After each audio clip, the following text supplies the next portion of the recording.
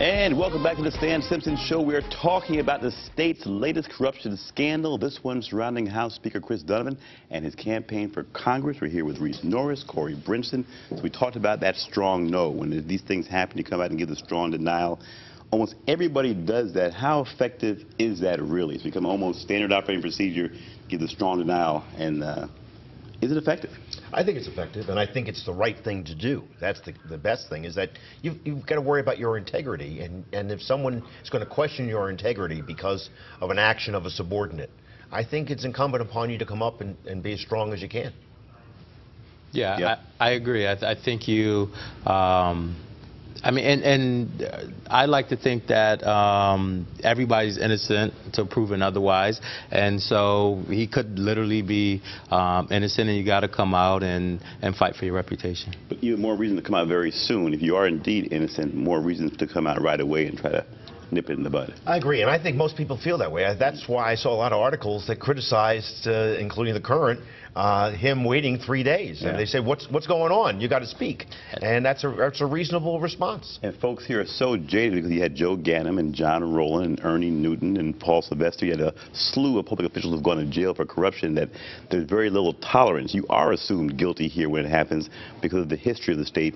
Can you talk about that and how much this may taint this investigation, the fact that the state has a pretty rich history of corruption? I think every case rises and falls on its own merits. It's easy to put accused and convicted public officials kind of in the same bunch, but I think that every case is different. The reality is, as long as there's money in politics, there's always going to be corruption. People are people, and that's why Attorney Reese and I stay in business every day, because people make mistakes. Making a good living too, both of you, aren't you? We try hard. Now listen, John Edwards. I see a lot of parallels with this case and John Edwards, where Edwards had the issue where campaign fund was allegedly diverted to pay off a mistress who was pregnant.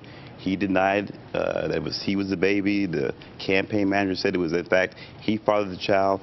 End of the day, Edwards was lying. The campaign manager was lying. When you see the Edwards case, what parallels do you see, and did it ring a bell at all? I don't see tremendous parallels, because in the Edwards case, that law is really unclear. They had real problems with that law. There's no the confusion about this law. Right. I mean, this is money laundering. And the law here, Edwards received money, an aide or a donor gave money, but it wasn't clear what the money was for. So they really couldn't track whether campaign funds or a loan or just a gift, right? But here, as I read it, there's no question that this is money laundering. These are fictitious donors, if you will, and designed to evade a federal requirement. But how would the strategy of the denials, the concocting of stories, and then in the end seeing that all the cards kind of fell loose, when everything got pulled out here, you saw that everybody was lying, because again, the campaign person in this case also said he did nothing wrong, and then you found out that indeed he did. He was the orchestrator of this scheme, and in fact was taking more money than anybody else. So, I mean, the problem, you've seen this kind of story before, and that's why you got to, right, you can't convict or condemn, but you get so jaded hearing these stories, you've seen time and time again. So the different storylines, similar scenarios, in the end, everyone is guilty. That's the problem here. Trust. It's a problem of public trust. But hopefully, in this situation, I hope that he's not guilty. And I presume him to be innocent. Right. And I've seen no evidence which lead me to believe otherwise. So next step here now, if you're consulting, how about the gentleman himself, Mr. Braddock Jr.? What would you say to him at this point if he came for advice? And he'll need some advice. What do you say to that guy who's the accused right now? You want to find out what he knows, and you would want to find out what value, if anything, there is to what he knows. Is it plausible that he could have concocted this whole thing by himself? Again, hasn't pleaded anything here. They're accusing him, but is it plausible that he could have, taken money, tried to divert money, and under the scheme of trying to influence a law, and be doing it all by himself? Is that something that passes the sniff test? When he brings in and tells you a story, are you questioning that, or do you, how does that wash with you? It's certainly plausible. It's plausible that he could do everything on his own, just trying to make him have better credentials with the potential congressman. I've raised his funds, and the congressman wouldn't know anything. In hindsight, when you look back, now I mentioned John Rowland. Let's talk about John Rowland now. He's out of jail, doing a radio show. Talk about sort of His case was a little bit different. He had 1 year and 1 day.